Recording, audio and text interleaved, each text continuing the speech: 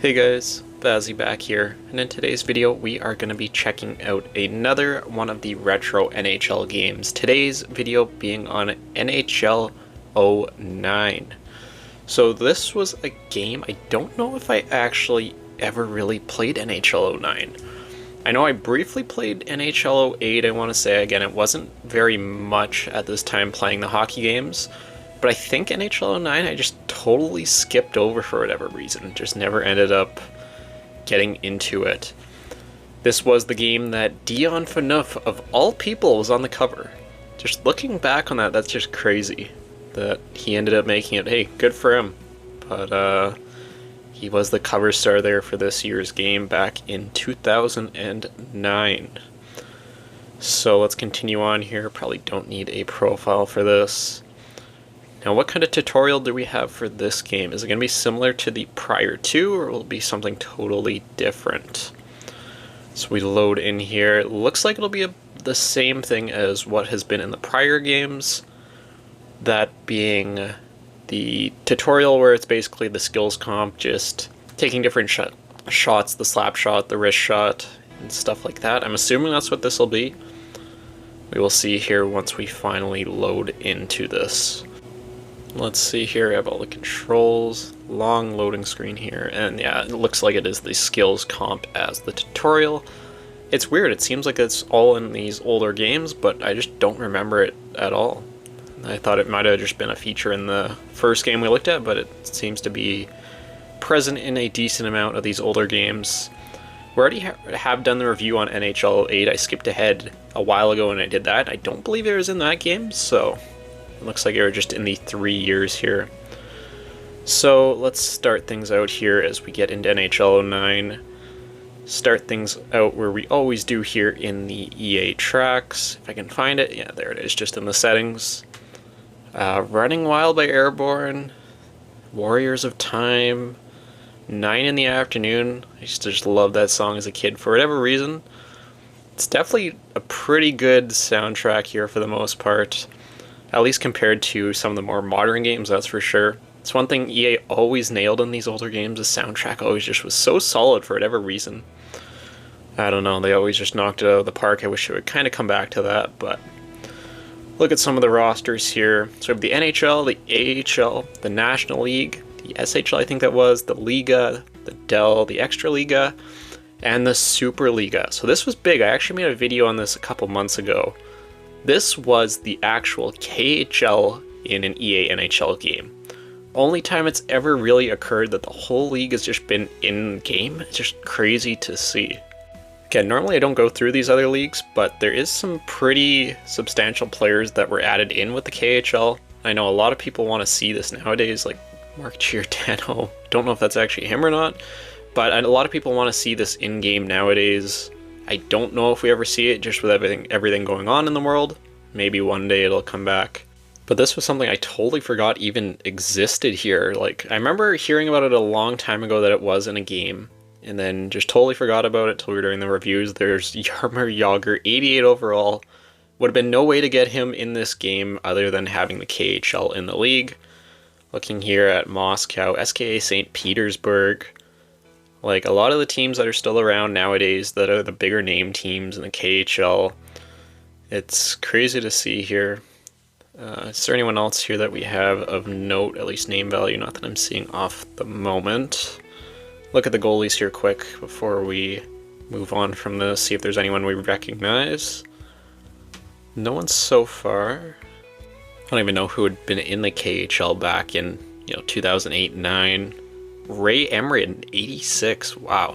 R.I.P. him. Sort it by overall there. Is that Sergei Bobrovsky? No way. A 19-year-old Sergei Bobrovsky. So he would have never just made it into this game without being in the KHL here. It's crazy. Anyone else here we recognize? No one at the moment. Is that Varlamov? Yeah, that's a very young Varlamov at 20 years old. But quick look at the KHL for you guys here. The historic teams, it looks like it's just the Montreal team. Once again, for the Montreal 100, bring back Guy Lafleur in modern games, that would be awesome. Outside of that, goalies, yeah, just Ken Dryden, Plante, and Waugh. take a look at some of these NHL ratings here before we move on. Let's see who was superstars in this year's game. Again, I'm just going to go through this quickly. Not going to spend too much time on it. You have a Ginla at 95. Wow. Eric Stahl, 89. So thought he actually might be higher. Yeah, Peter Forsberg still at a 95. Wow. Brad Richards. You have Lindstrom at a 93. Oilers are rough there. Panthers are rough there. Gaborik still in the Wild. Jason Arnott. It's crazy. Gomez. Alfie, 92. Only an 86 for Richards. You have Crosby there at a 96. You again have Paul Kariya at his 89 on the Blues. Vinny Lecavalier, 92. Was Stammer on this team now? I know he's in the last game. No, he's not on the roster. Sundin, Cabriolet. So look at some of the Leafs. You have a very young Ovi again. And then you just have your two all-star teams. So there is a quick look at what some of the players in the NHL are looking like. So what else do we have here? We have in the NHL Live, obviously, servers are long down. A lot of this stuff is similar to what we have in current games, obviously, without having HUD in there. But some of the game modes, be a Pro, NHL Pro. With these we looked at in other games. Dynasty mode, which is franchise mode nowadays. You have your tournaments, create a play, practice mode, and shootout. So again, more or less everything that you kind of see in games from this era. Jump into a Dynasty mode like we always do here. They love changing up the name of it every couple of years, it seems like. So looking at the settings here, you actually can't start the NHL draft in this game, which is interesting. Let's just use the Thrashers, why not? So let me get through this here. I'm sure the loading time will be crazy, so I'll meet back with you guys when I get into franchise. Alright, so we have loaded into franchise mode here. Again, it's a very similar layout as really all these games on the 360 era.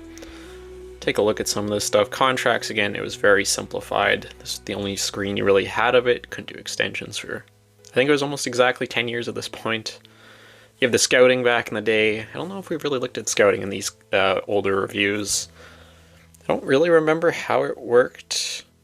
If you have to choose a certain player or something like that, I'm not too sure. You have your scouting reports. Again, it just kind of shows you the accuracy. It's just a kind of a dumbed down version of what we have now. Still think it was a better version than what we had in the NHL 16 to like 19 days. That was a horrible scouting system for a while there.